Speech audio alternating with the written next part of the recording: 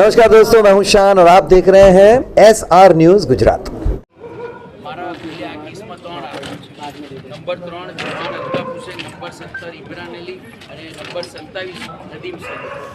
ખાસ કરીને આ કેસમાં એક જે સનસનીખેજ છે જે વકીલો માટે કે આરોપી જે હતો 27 નંબરનો નદીમ સલીમભાઈ રંધેરા, અગાઉ જે છે એ આઈઓ તરફથી જે પ્રેસ નોટ આપવામાં આવેલી એ પ્રેસ નોટમાં આ આરોપીનું નામ નથી, એફઆઈઆરમાં નામ નથી।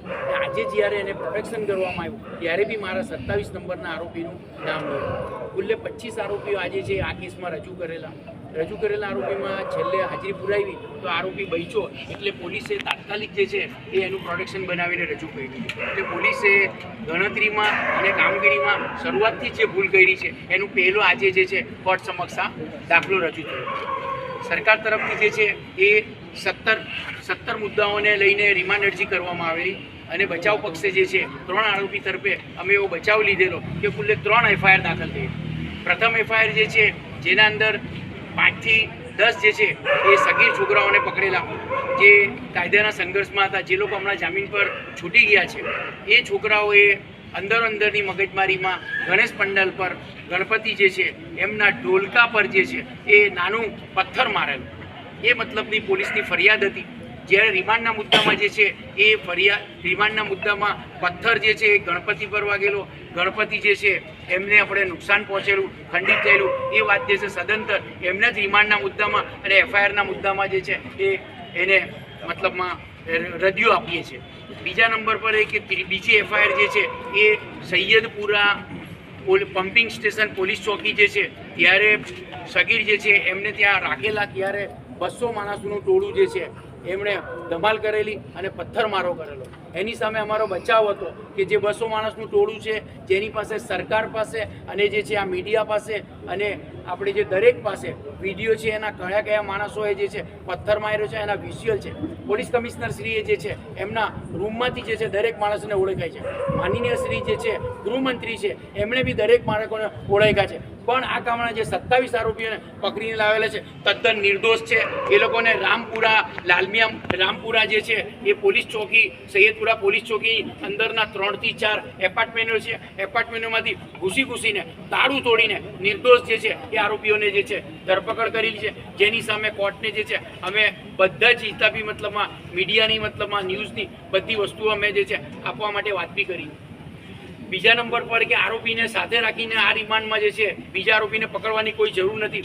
હથિયાર જે છે પોલીસે બતાવ્યા છે કે ભાઈ હથિયાર કબજે કરવાની જરૂર છે, એવા કોઈ હથિયાર જે છે ના તો એફઆઈઆરમાં લખેલા છે ના એવા હથિયાર જે છે એ પોલીસ રિમાન્ડમાં લખીને આવ્યા છે, એટલે હથિયાર કોઈ વખત ઉપયોગ કર્યો નહીં હતો। એટલે એ જ પોતાની રિમાન્ડ મરજીમાં પોતે જે વસ્તુ માંગે છે એને ખંડિત કરતા અને રદિયો આપતા દેખાવમાં મળે।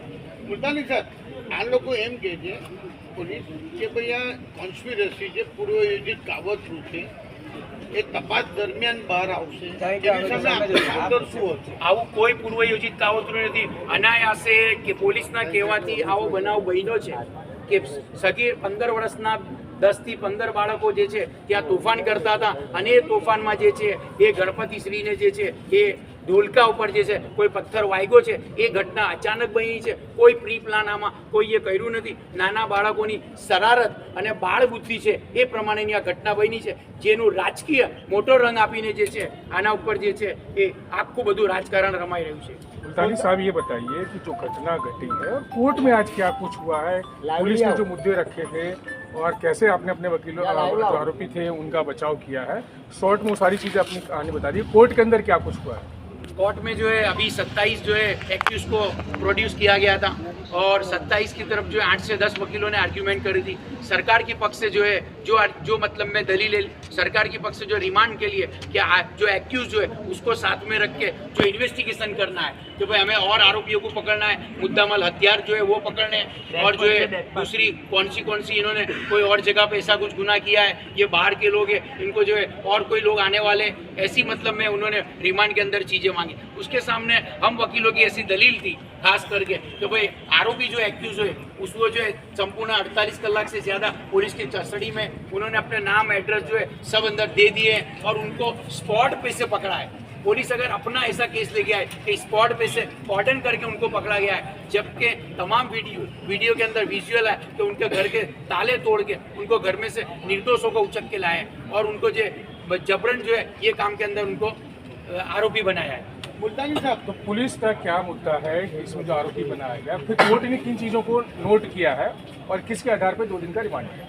कोर्ट ने जो है वो तमाम दोनों पक्षों की दलीलें सुनी है और जो है 48 कलाक का रिमांड दिया है और रिमांड के मुद्दे जो है वो क्या ऑर्डर किया है वो अभी हमने साइन करा नहीं है, लेकिन 2 दिन के रिमांड दिए ये कोर्ट ने ऑर्डर किया है। मुल्तानी साहब, આજે કેટલા આરોપીઓએ પોલીસ વિરુદ્ધમાં ફરિયાદ કરી છે કે અમને ખૂબ માર્યા છે?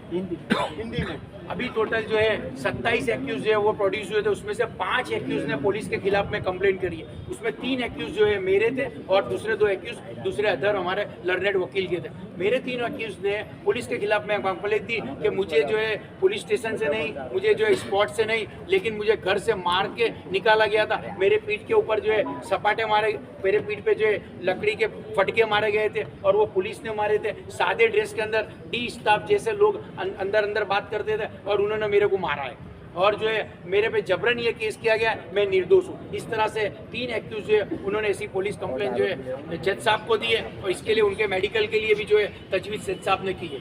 ઓર્ડર થઈ ગયો અમે મેડિકલ કરાવવાનો? હા, મેડિકલ 3 જણને જે છે એ શારીરિક તપાસ માટે કે ભાઈ એમને કોઈ મારઝૂડ થઈ છે બરાબર, તો શરીર પર કંઈ વાગ્યું છે કે નહીં, અને વાગ્યું છે તો સપાટાથી વાગ્યું છે કે નથી એ માટે એમણે મેડિકલ માટે રિપોર્ટ કર્યો છે। Okay, thank you. नमस्कार, मैं हूं रवि दुबे और आप देख रहे हैं SR news Gujarat. Like, subscribe and share.